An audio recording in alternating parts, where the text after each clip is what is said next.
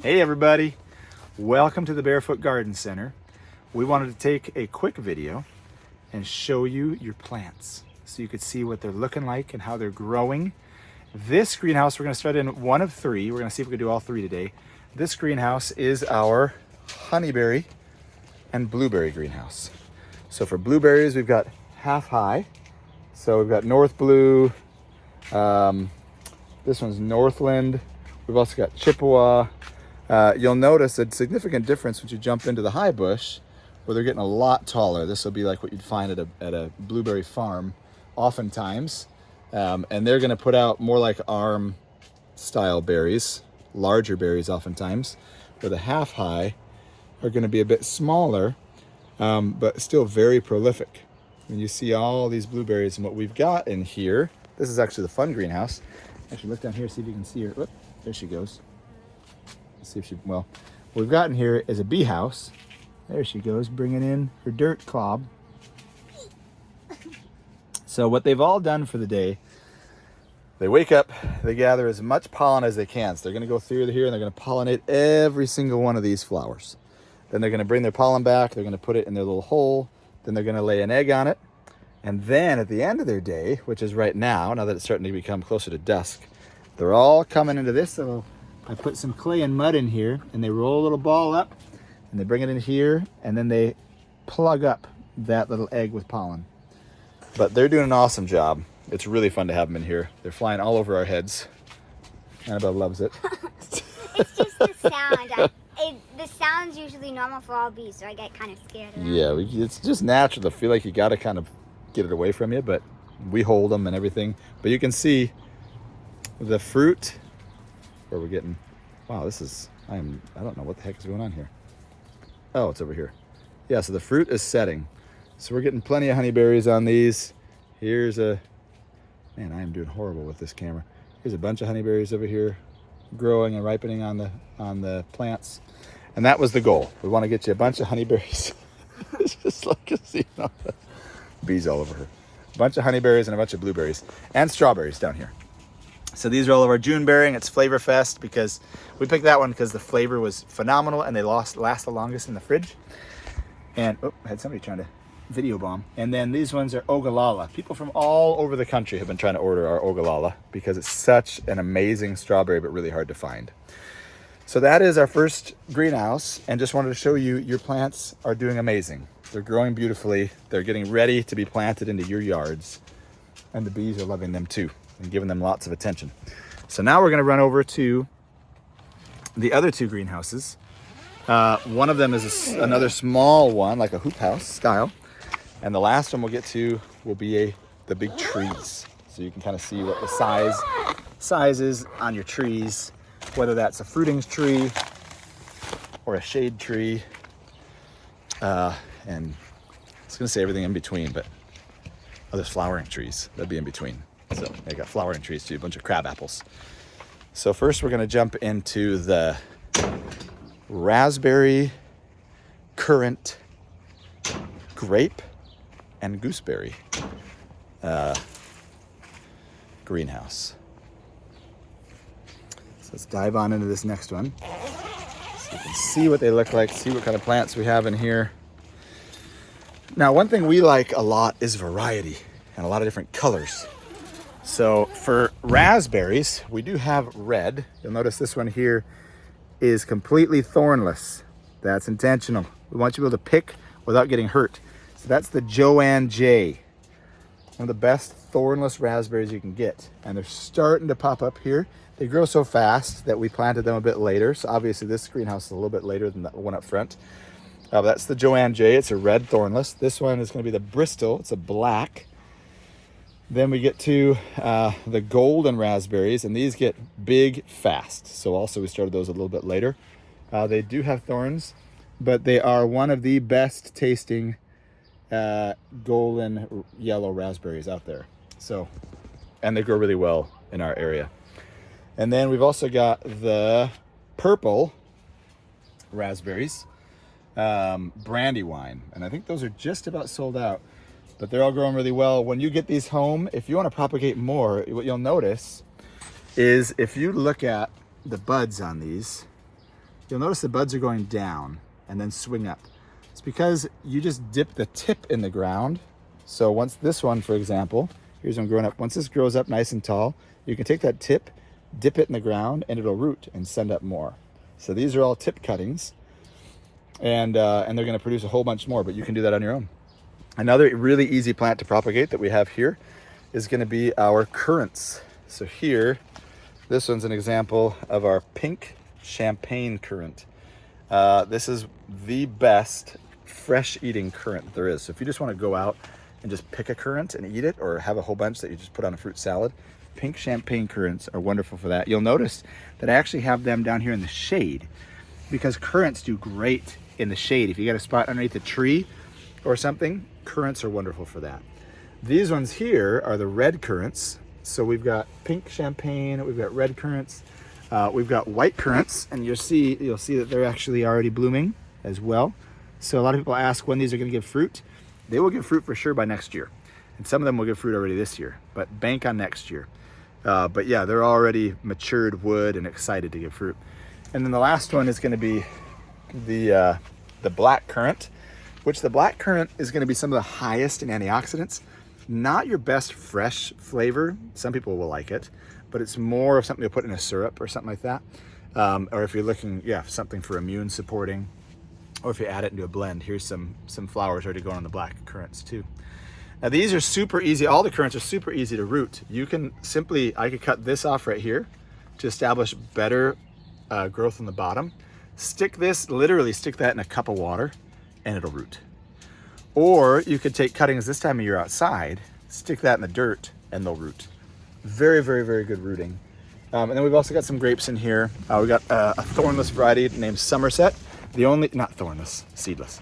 The only seedless variety that will grow in Minnesota reliably. And then we've also got a seeded variety called Bluebell. And that one's great for juice, for jam. You can eat it fresh as well, and it just grows a lot bigger. So if you're using that to cover up a pergola or something, Bluebell would be wonderful for that. We actually planted some, I think this is a Bluebell. This is the second year growth right here. One year, and it already got probably 9 feet tall. And maybe we'll teach you how to train that later on. But second year, you start doing more structure. By third year, you expect to get some good production. Back here, so we'll take you inside of our tree greenhouse in a minute. But we had some really large trees, our shade trees, that we couldn't fit. So here is the scarlet oak. The scarlet oak is probably 12 feet tall. Yeah, about 12 feet tall. It's pretty big. And these get a really deep red in the fall time. We've also got our Carpathian walnut. And this is the number one in walnut farms for flavor. And we've got, look at this, is our autumn blaze maple. So just showing you some of our shade trees. Autumn blaze maple, that thing is probably 15 feet tall. I didn't realize how big they were till we got them from our farmer partner. And it's a really good deal.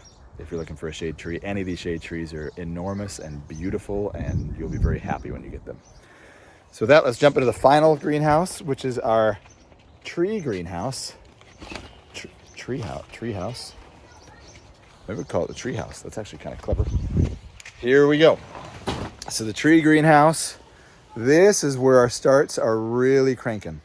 So this one right here, for example, this is blooming up a ton. This is a multi-grafted extra hardy apple tree. It's got multiple types of apple on one tree. Every branch is a different type of apple. So it's got September Ruby, Norland, Parkland, Battleford, and Goodland. So you only need one apple tree because it has all the different types of apples on there, and they pollinate each other, and they also ripen at different times so you can enjoy them throughout the season. Really, really cool. So we do that with apple trees, plum trees, pear trees. We've also got some cherry trees in here too. I think our peaches are all sold out. This one's just starting to pop, but at the right time of year, as it gets more mature, it just is filled with these vibrant pink blossoms. They're gorgeous. So one tip though, when you do have a multi-grafted tree, so here's a multi-grafted plum tree. Maybe we'll take this one for an example. You'll notice that one variety might get more vigorous than another, just naturally. So as you're learning your trees and you see one of them more vigorous, just when it's time to prune in the winter, cut that one back extra to balance the tree out. That way they all stay within harmony and one doesn't shade out the other ones. You'd have to trim a tree anyway, no matter what kind of fruit tree you got. It's just one thing to keep in mind if it's a multi-grafted, just to make sure they're all evenly getting light and exposure to all the elements. As we wrap up here, thought it'd be fun for you guys to see our espalier fruit trees. These, it looks like a mess here because there's hundreds in a bay, but we'll use this one as an example. So it's got one tier on top, a second tier in the middle, and a bottom tier. And each tier is a different type of apple. So this bottom tier is Fuji on this specific one. This one's Honeycrisp, and this one is Gala. So pretty cool, just like the others, each tier will give you a different type of apple. They pollinate each other, they ripen at different times. If you're wondering, well, how do you train a tree like that? How do you grow it? Just put it next to a fence or a wall or posts with some wire between them, 3 different tiers of wire. And as they grow out, you'll notice, so here is the branch starting to grow, the vegetative growth. So as it grows out, just make sure to keep clipping it along that tier, training it in that form. If you got any branches that don't follow that suit where they go out, but they go straight up, like this one's vegetative growth going straight up, that's just fine. It'll go up and then just cut it back to about 1 or 2 buds. That's all you got to do. Cut it back to 1 or 2 buds, leave it. It'll eventually develop more fruit spurs like this. You can see all these fruiting spurs along this top level, and it'll continue to just create fruit on that level all the way down. So pretty cool. That's the espalier fruit trees.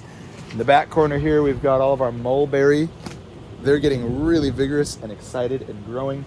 One of my personal favorites is this one here. This is actually called a contorted mulberry. You can kind of see its stem is really cool, funky shapes. And so what you'll do is you'll stake the stem just to make sure it stays strong for the first few years. It'll get wider and then you're good.